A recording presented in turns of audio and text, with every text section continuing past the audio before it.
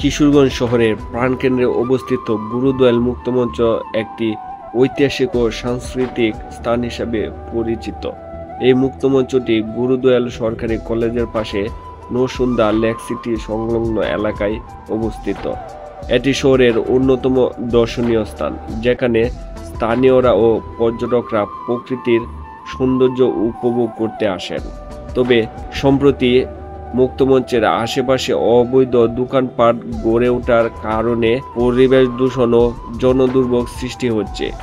শতাধিক অবৈধ দোকানে প্রায় কোটি টাকার বাণিজ্য হচ্ছে, যা স্থানীয়দের জন্য অস্বাস্থ্যকর পরিবেশ সৃষ্টি করছে।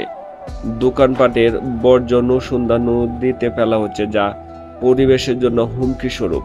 এছাড়া সন্ধ্যার পর বখাটে কিশোর গ্যাংয়ের উপদ্রব ও অনৈতিক কার্যকলাপের কারণে মুক্তমঞ্চ এলাকা নিরাপত্তাহীন হয়ে পড়েছে। গুরুদয়াল মুক্তমঞ্চ কিশোরগঞ্জের সাংস্কৃতিক ও ঐতিহাসিক গুরুত্ব বহন করে।